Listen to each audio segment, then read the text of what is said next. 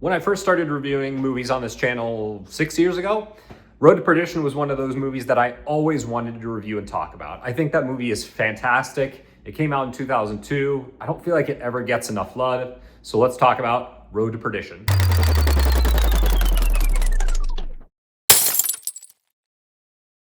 Thank you so much for checking out the video. Before we get started, click on the red subscribe button and the notification bell. That way you know whenever I post a new piece of content.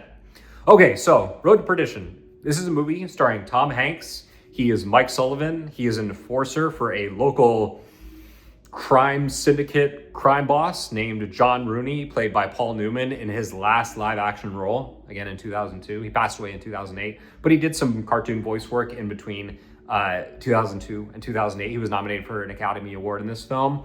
And everything about this movie is just great. It's a period piece. It takes place in the early 1930s.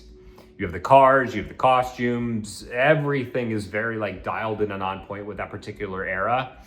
And this is a movie about a father and son. The son witnesses something he's not supposed to see. He discovers what his father does for a living.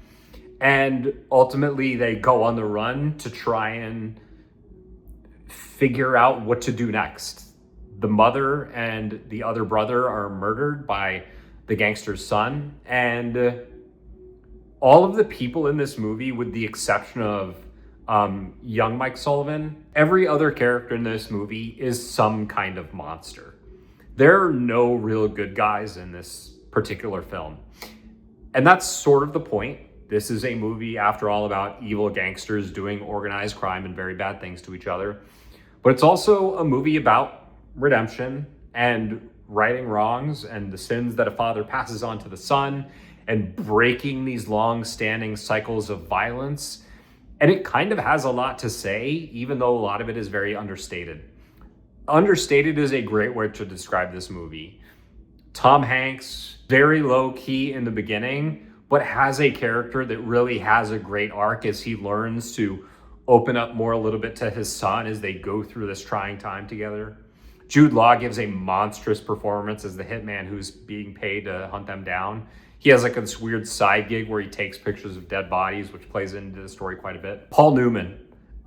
Paul Newman, this is one of the best performances I've ever seen from any actor. He is the battle-hardened old man who truly loves Mike as a son, and yet finds himself having to still do crime boss things in order to mop up a mess that has been made. And he's just so good. He brings such a powerful intensity to every single moment that he's on screen.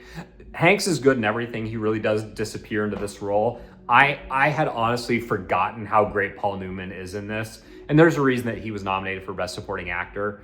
And this movie, the music in this, really emotionally charged, but manages to have a lot of notes and flourishes that tie it directly to that early 30s gangster prohibition type era.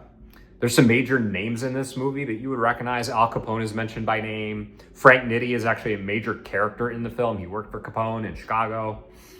This movie takes place in a combination of places in New York, Chicago, middle of nowhere. And it's just one of those movies that also really sticks with you. It's got a very difficult ending to watch. I remember at the time I saw it, it really stuck with me. And every time I watch this movie, I hope something is going to be different.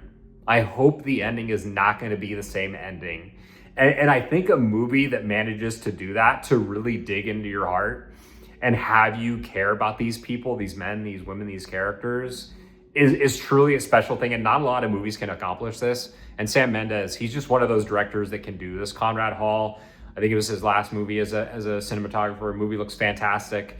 I just think Road to Perdition is a film that people slept on. If you haven't seen it, can't recommend it enough. It's 2 hours. It's not crazy long. It does sometimes feel a little bit long in the tooth, but the movie really does take its time and is a slow burn that has its moments of explosive violence. This is not an overly gory or violent film. There is violence in it. There is blood. People get shot in the head and cut and blown up.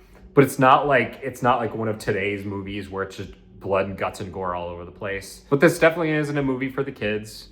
But this is one of those that sticks with me. Every single time I've watched it, I have the exact same feeling, which is, man, this is a tough movie, and I really do love every second of it. Yeah, this is a movie about relationships, man. Hanks' relationship to his son, the younger Michael, his relationship with his basically father figure and mentor as he grew up an orphan under John Rooney. And then there's also this really monstrous performance from Daniel Craig. It's one of those where it was before he truly was famous. It was well before he was James Bond in Casino Royale. And he is just a huge asshole in this movie. And it's really great. And when I watched it, I'm like, oh yeah, there's Daniel Craig. And he quietly gives a fantastic performance too, as just this douchey son who's wants to inherit his father's empire and ultimately is willing to do monstrous and terrible things to get there.